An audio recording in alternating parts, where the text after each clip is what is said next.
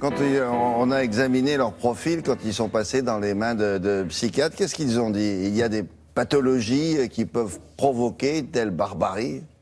Alors, de l'unanimité aujourd'hui des psychiatres, de ce qu'ils savent aujourd'hui, il n'y a pas typiquement de pathologie psychiatrique. Et c'est la question qui ressort évidemment quand on voit les scènes qu'on a vues à la télé, notamment face à l'horreur des scènes de carnage, face à la cruauté qu'ont raconté les témoins, face à l'absence d'émotion des tueurs. Eh bien, on peut logiquement se poser cette question, est-ce qu'ils sont psychiatriquement sains, autrement dit responsables? Alors, c'est d'ailleurs ce que vérifient en tout premier lieu les enquêteurs quand ils arrêtent vivants des terroristes en leur faisant passer une toute première expertise psychiatrique. Parce que ces hommes sont entraînés pour exécuter à bout portant des inconnus, ils sont programmés, endoctrinés pour le passage à l'acte et ne pas avoir de cas de conscience. Et c'est très important le cas de conscience parce que c'est un petit peu ce qui nous différencie de l'animal. Alors, comment s'explique cette sauvagerie? Que ce soit pour les frères Abdeslam aujourd'hui ou les frères Kouachi il y a 10 mois, question posée à un psychiatre, ces hommes-là ont-ils des pathologies mentales? Réponse. Il n'y a pas de caractéristiques psychiatriques uniques, univoques dans tous les cas. Alors, ce qu'on peut repérer, c'est, disons, deux grandes catégories. Il y a d'abord ceux qui viennent de la délinquance, petite ou plus ou moins grande, dans les actes qu'ils ont faits et dans leur histoire personnelle. Ceux-là en viennent petit à petit à se radicaliser, c'est-à-dire adopter une idéologie dure sous des alibis religieux. Eux-mêmes, on s'aperçoit qu'ont une très faible culture religieuse, connaissent à peine le Coran et ont peu de pratiques religieuses avant de se radicaliser.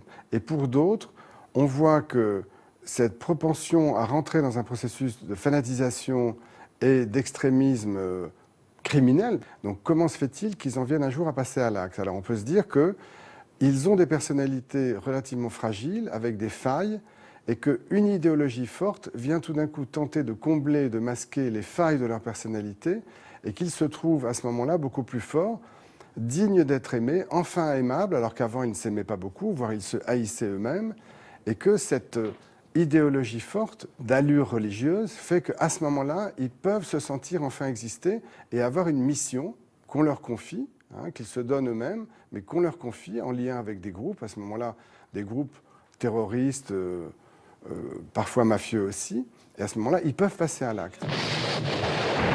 Ce qu'on peut observer, c'est une certaine forme de clivage. C'est-à-dire le clivage, ça veut dire que c'est comme si on avait une personnalité qui était coupée en deux. C'est-à-dire qu'il n'y avait plus cette notion de bien et du mal, il y avait simplement la notion qu'il faut tuer, parce qu'il y a un idéal qui est derrière, parce qu'il y a une idéologie négative qui est derrière, et il faut aller jusqu'au bout de cela. Et c'est comme s'il n'avait plus de sens critique. C'est-à-dire qu'il faut quand même un sang-froid absolument étonnant pour aller tuer des gens qui ne vous ont rien fait, et qui simplement représentent une population, un idéal qu'il faut là détruire.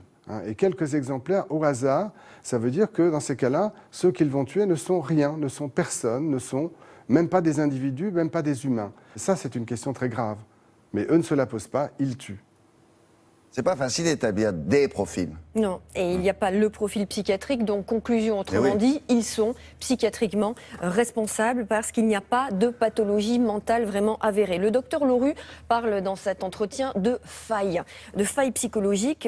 Ces individus sont en fait, ils n'ont pas d'investissement fort dans un métier, dans une famille, dans un lien social, pour leur donner une sorte d'ossature. Et ils ont besoin de quoi? D'un idéal, en fait, pour les faire tenir, et ce sont là, pour le coup, des idéaux de destruction qu'ils atteignent l'espace d'un attentat, quitte à mourir après et mourir selon eux en héros, endoctrinés qu'ils sont par une certaine, on dit bien une certaine lecture de l'islam. Et c'est ces jeunes qui sont attirés par cette alternative de sens, et c'est là le danger, c'est ce que disent l'ensemble des psychologues, c'est que le danger est là, par cette attirance de sens, de destruction. Le livre qu'il a publié, c'est pas directement lié à ces phénomènes-là. C'est les phénomènes qu'on en a liés à un livre où il parlait de la haine des autres et la haine de soi, c'est ça? Parce que la haine des autres est liée à la haine de soi. Et ces gens-là ont forcément une haine d'eux-mêmes, parce que quitte à se faire sauter avec des explosifs, il faut avoir une certaine haine de soi, ne pas aimer l'autre, mais ne pas s'aimer soi-même aussi. Qu'est-ce qui se passe sur Internet?